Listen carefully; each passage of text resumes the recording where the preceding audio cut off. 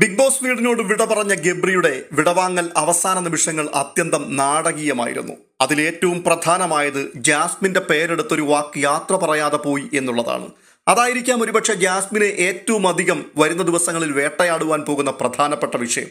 കാരണം അവസാന നിമിഷത്തിൽ ലിവിംഗ് റൂമിൽ എഴുന്നേറ്റ് നിന്ന മുഴുവൻ ആൾക്കാരുടെയും പേര് എടുത്തു പറഞ്ഞു അയാൾ. ഒരറ്റത്ത് നിന്ന് മറ്റേ അറ്റം വരെ ആരെയും വിടാതെ പറഞ്ഞു. പക്ഷേ ജാസ്മിനെ മാത്രം വിട്ടുപോയി. ജാസ്മിനെ വിട്ടുപോയതല്ല, ജാസ്മിന്റെ പേര് മനഃപൂർവ്വം പറയാതിരുന്നതാണ്. കാരണം ജാസ്മിനെ മറന്നുപോയി എന്ന് ഒരിക്കലും ഗബ്രിക്ക് പറയാൻ കഴിയില്ലല്ലോ. ആ വീട്ടിലെ ഗബ്രിയുടെ ഏറ്റവും പ്രിയപ്പെട്ടയാൾ ജാസ്മിനാണ്.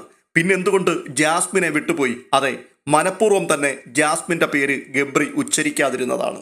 എന്തുകൊണ്ടായിരിക്കാം ഗബ്രി അങ്ങനെ ഒരു പണി കാണിച്ചിട്ട് ആ വീട്ടിൽ നിന്നും ഇറങ്ങിപ്പോയത്? എന്തായാലും ജാസ്മിൻ അവസാന നിമിഷത്തിൽ റസ്മിനെ കെട്ടിപ്പിടിച്ചുകൊണ്ട് പറയുന്നുണ്ട്, എൻ്റെ പേരൊന്ന് പറയുക പോലും ചെയ്യാതെ അവൻ പോയത് എന്താടി എന്നുള്ളത്.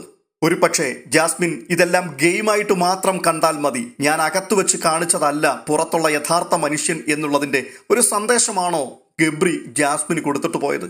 പക്ഷെ ഇരുവരും പഴയ വാഴച്ചുവട്ടിലേക്ക് ലാസ്റ്റ് മിനിറ്റിൽ സംസാരിക്കാൻ പോയപ്പോഴും പറഞ്ഞു നിർത്തിയത് എവിടെയായിരുന്നു?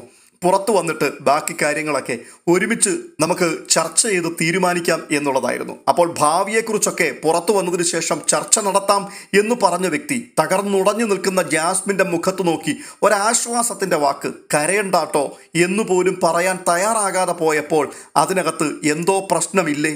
അതെ, ഇത്രയും കാലം മാലോകരൊക്കെ ഇത് അങ്ങേയറ്റത്തെ ഡ്രാമയായിരുന്നു എന്ന് വിളിച്ചു പറഞ്ഞുകൊണ്ടിരുന്നത് അതെ ഡ്രാമ തന്നെയാണ് എന്ന് ഉറപ്പിച്ചിട്ടാണോ ഗബ്രി ആ വീട് വിട്ടു പോകുന്നത്? ഏകദേശം 2 മാസത്തിനടുത്ത് അടുത്തിടപഴകിയത് കൊണ്ട് തന്നെ ഗബ്രിക്ക് ജാസ്മിന്റെ മാനസികാവസ്ഥ എന്താണ് എന്നുള്ളത് നന്നായി മനസ്സിലാക്കാൻ കഴിഞ്ഞിട്ടുണ്ട്. ജാസ്മിൻ തീവ്രമായ പ്രണയത്തിലായിരുന്നു.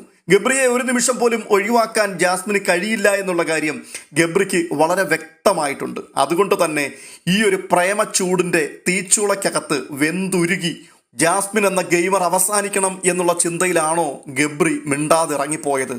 അതായത് ആ വീട്ടിൽ പലയാവർത്തി ഗബ്രി വിളിച്ചു പറഞ്ഞിരുന്നൊരു വാക്കുണ്ടായിരുന്നു, ഇവിടെ എന്നെ തളർത്തുവാനും എന്നെ വീഴ്ത്തുവാനും കഴിയുന്ന ഒരേ ഒരാളുണ്ടെങ്കിൽ അത് ജാസ്മിൻ മാത്രമാണ് എന്ന്. ഇപ്പോൾ അത് തന്നെയല്ലേ തിരിച്ചടിച്ചിരിക്കുന്നത്? ആ വീട്ടിൽ ജാസ്മിൻ എന്നൊരു വ്യക്തിയെ ഇല്ലാതെയാക്കുവാൻ കഴിയുന്ന ഒരേ ഒരാളുണ്ടെങ്കിൽ അത് ഗബ്രി മാത്രമാണ് എന്ന് ഗബ്രിക്ക് അറിയാമായിരുന്നു. അതുകൊണ്ട് തന്നെ ഈ അവസാന നിമിഷത്തിൽ ജാസ്മിൻ എന്ന വൻവൃക്ഷത്തെ വെട്ടി വീഴ്ത്തിയിട്ട് ഇറങ്ങിപ്പോവുക എന്ന പദ്ധതിയായിരുന്നു ഗബ്രിയുടെ ഉള്ളിൽ ഉണ്ടായിരുന്നത് എന്ന് നമുക്ക് സംശയം തോന്നിയാൽ അതിനെ കുറ്റം പറയാൻ കഴിയുമോ? എന്തായാലും അവസാന നിമിഷത്തിൽ ലാലേട്ടന്റെ അരികിൽ വെച്ച് ആ വീട്ടിലുള്ളവരോടും ലോകം മുഴുവനും കേൾക്കെ ഗബ്രി വിളിച്ചു പറഞ്ഞൊരു കാര്യമുണ്ട്, എല്ലാം ഗെയിമായിരുന്നു. നിങ്ങളെല്ലാവരും എൻ്റെ സുഹൃത്തുക്കളും സഹോദരങ്ങളും ഒക്കെയാണ്. എനിക്ക് ആരോടും യാതൊരു തരത്തിലുള്ള വിഷമങ്ങളുമില്ല, എല്ലാം ഗെയിമായിരുന്നു. അതെല്ലാം അവിടെ ഇട്ടിട്ടാണ് ഞാൻ പോകുന്നത്.